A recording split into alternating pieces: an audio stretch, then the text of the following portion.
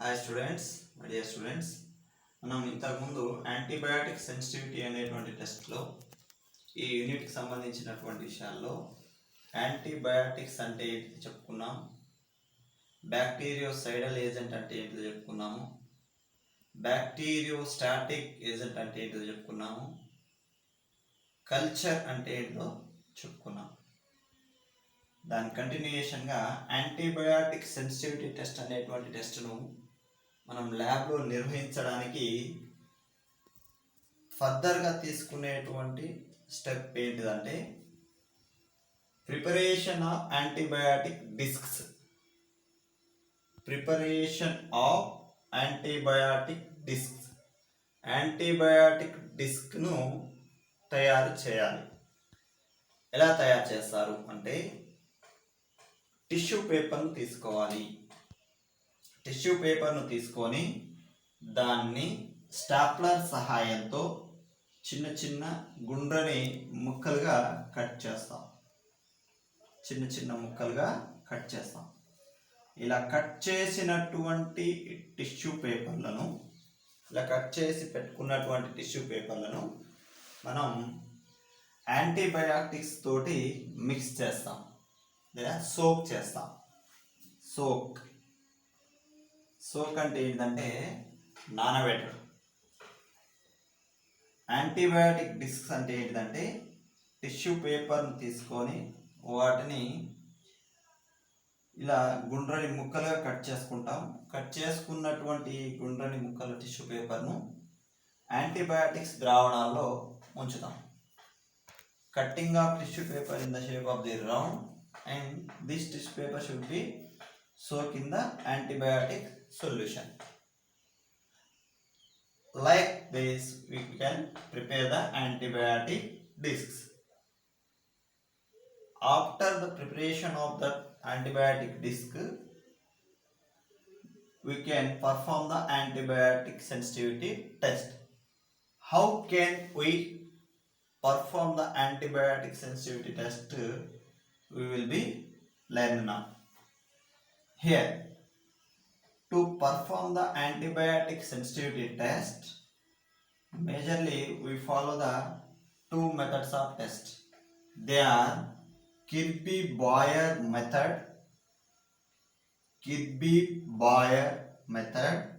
and Stokes method.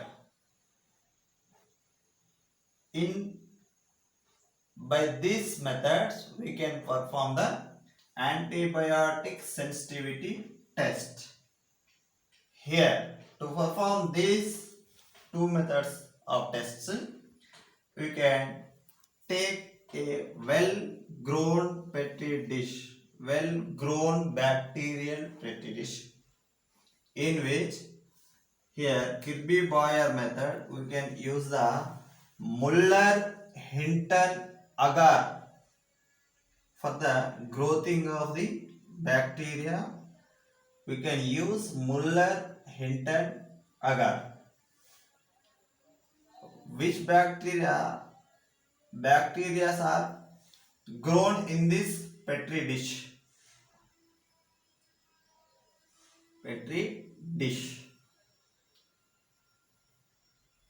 Like these colonies are growing in the Muller-Hinton media or agar, in which in this petri plate we kept the already prepared antibiotic disc like this. After keeping up these antibiotic discs in the petri dish, it should be kept to incubation. After putting up this antibiotic disc in the petri dish, the petri dish should be kept in the incubator. Incubator nothing but for the producing of a constant temperature using equipment in the laboratory is known as incubator. లాబొరేటరీలో ఒక స్థిరమైనటువంటి ఉష్ణోగ్రతను ఉత్పత్తి చేయడానికి ఉపయోగించేటువంటి ఒక పరికరాన్ని incubator అని అంటారు. ఇలా ఇంక్యుబేటర్లో మనం యాంటీబయాటిక్ డిస్క్ ఉంచినటువంటి పెట్రీ డిష్ను 24 గంటలు 24 అవర్స్ ఆర్ 1 డే ఇంక్యుబేట్ చేస్తాం. ఇంక్యుబేట్ చేసినప్పుడు ఏమవుతుందంటే ఈ పెట్రీ డిష్లో మనం పెట్టినటువంటి యాంటీబయాటిక్స్ డిస్క్ల చుట్టూ ఉన్నటువంటి బ్యాక్టీరియా కాలనీ అనేటువంటిది నిర్మూలించడం అనేది జరుగుతుంది. ఇలా నిర్మూలించబడి ఈ బ్యాక్టీరియా కాలనీ అనేటువంటిది ఈ డిస్కుల చుట్టూ నిర్మూలించబడి చంపివేయబడి ఇలా వలయం అనేటువంటిది ఏర్పడుతుంది. ఇలా ఏర్పడినటువంటి ఈ వలయాన్ని మనం ఇన్హిబిషన్ జోన్ అని అంటాం. Inhibition zone. యాంటీబయాటిక్ డిస్క్లను పెట్రీ ప్లేట్లో ఉంచినప్పుడు ఈ యాంటీబయాటిక్ డిస్క్లలో ఉండేటువంటి యాంటీబయాటిక్స్ ద్వారా పెట్రీ డిష్లో పెరుగుతున్నటువంటి బ్యాక్టీరియా కాలనీ అనేటువంటిది మెల్లగా ఇన్హిబిట్ చేయడం లేదా చనిపోవడం అనేటువంటి ప్రక్రియ ప్రారంభమవుతుంది. ఇలా ఈ చనిపోవడం అనేటువంటి ప్రక్రియ ప్రారంభమై డిస్కుల చుట్టూ ఇలా వలయం లాంటి నిర్మాణం మన కళ్ళకు కనబడుతుంది. ఇలా కనబడేటువంటి ఈ వలయం లాంటి నిర్మాణాన్ని మనం ఇన్హిబిషన్ జోన్ అని అంటారు. Inhibition zone. యాంటీబయాటిక్ డిస్కుల చుట్టూ బ్యాక్టీరియా యొక్క పెరుగుదల నియంత్రించబడి ఏర్పడినటువంటి వలయాన్నే ఇన్హిబిషన్ జోన్ అని అంటారు. మీకు ఇన్హిబిషన్ జోన్ అనగానేమి అని ప్రశ్న అడుగుతారు. యాంటీబయాటిక్ డిస్క్ల చుట్టూ బ్యాక్టీరియాలు అనేటువంటివి నిర్మూలించడం వల్ల ఏర్పడినటువంటి వలయాన్ని ఇన్హిబిషన్ జోన్ అంటారు. With the help of the antibiotic disc, by the killing of the bacteria, perform a zone-like structure that is called as inhibition zone. Here, completely bacteria's colony will be destroyed. By the destroying that bacteria's colony forming zone name is known as inhibition zone. Inhibition zone. By the using of Kirby-Bayer method, we can perform the antibiotic sensitivity test. For the performing of antibiotic sensitivity test, we can use Muller-Hinton agar for the performing of antibiotic sensitivity test in the Kirby-Bayer method. By the using of this Muller-Hinton agar, we can keep the different type of antibiotic disc in the petri dish. After keeping of the antibiotic disc in the petri dishes, this should be kept into the incubator for 24 hours. After 24 hours, we should remove the petri dish from the incubator and observe it. By the observing of surrounding of the antibiotic discs, inhibition zone should be observed by ourselves. How it will be formed? By the killing of the bacteria around the antibiotic discs, that is called as the inhibition zone. This is the one method which is used in the antibiotic sensitivity test.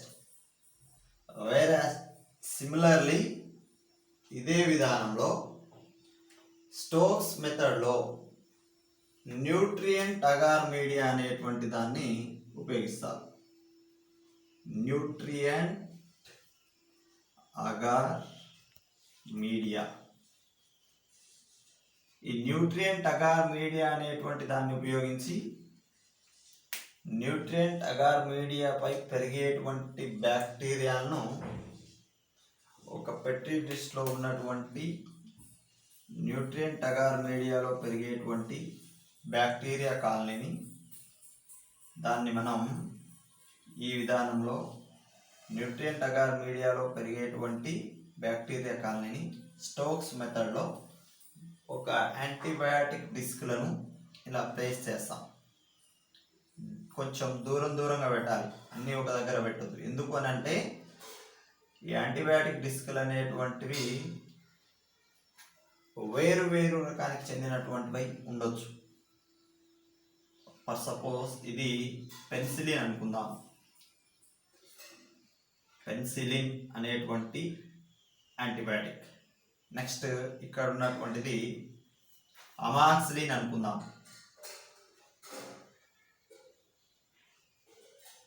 Amoxicillin అనేటువంటి antibiotic.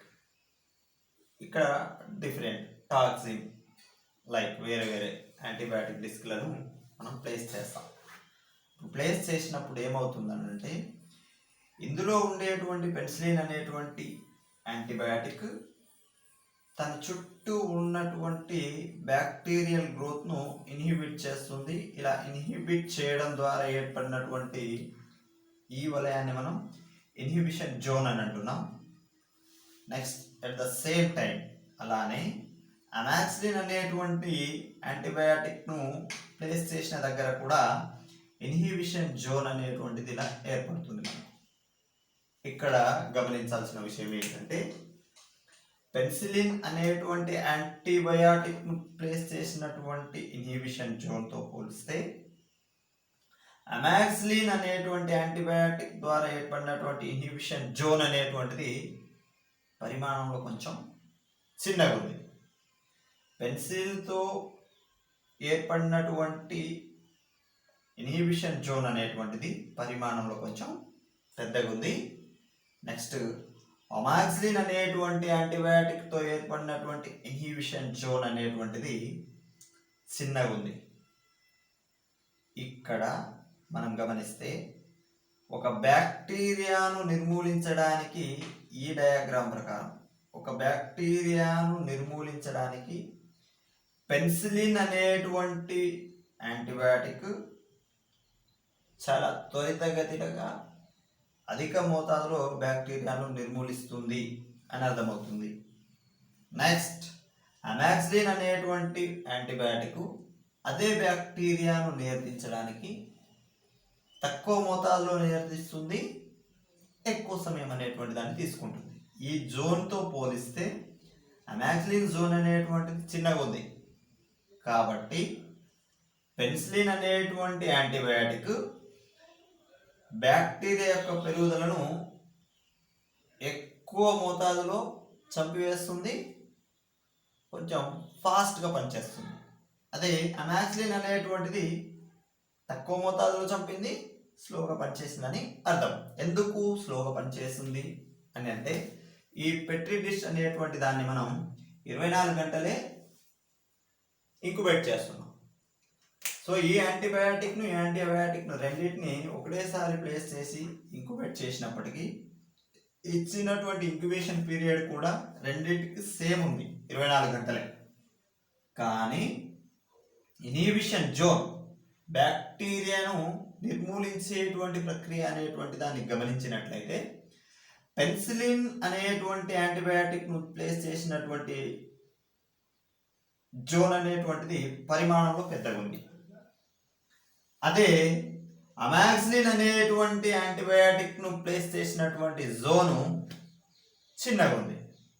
దీన్ని బట్టి చూస్తే penicillin అనేటువంటిది bacteria యొక్క పెరుగుదలను ఎక్కువ మోతాదులో చంపివేసింది, amoxicillin అనేటువంటిది తక్కువ మోతాదులో చంపివేసింది అని నిర్ధారిస్తాం. అందుకోసమే ఒక బ్యాక్టీరియా అనేటువంటి దాన్ని చంపడానికి పెన్సిలిన్ అనేటువంటి యాంటీబయాటిక్ బాగా అక్యురసీగా పనిచేస్తుంది, త్వరగా చంపుతుంది. అమాక్సిలిన్ అనేటువంటిది లేట్గా కొంచెం నిదానంగా చంపుతుందని నిర్ధారించుకొని రోగానికి గురైనటువంటి వ్యక్తిలో పెరిగేటువంటి బ్యాక్టీరియాను నిర్ధారించడానికి లేదా నివారించడానికి మనం పెన్సిలిన్ అనేటువంటి యాంటీబయాటిక్ని ఇస్తే ఆ వ్యక్తికి ఉన్నటువంటి రోగము త్వరగా నయమవుతుంది, పూర్తి స్థాయిలో బ్యాక్టీరియా అనేటువంటిది నియంత్రించబడుతుందని నిర్ధారించుకొని అతి తక్కువ సమయంలో మనం ల్యాబొరేటరీలో ఈ విషయాన్ని నిర్ధారించి ఆ వ్యక్తికి పెన్సిలిన్ అనేటువంటి యాంటీబయాటిక్ని ఇవ్వడం ద్వారా ఆయనకు వచ్చినటువంటి రోగాన్ని అతి తక్కువ టైంలో అతి తక్కువ కాస్ట్ తోటి మనం నివారించడానికి ఈ రకమైనటువంటి యాంటీబయాటిక్ సెన్సిటివిటీ టెస్ట్ అనేటువంటిది ఉపయోగపడుతూ ఉంటాయి. ఈ యాంటీబయాటిక్ సెన్సిటివిటీ టెస్ట్ అనేటువంటిది ఈ రకమైనటువంటి టెస్ట్ నిర్వహించడానికి మనకు ఉపయోగపడుతూ ఉంటాయి. దీని యొక్క యూసేజ్ ఏంటనేది నెక్స్ట్ క్లాస్లో కంటిన్యూ చేస్తాం.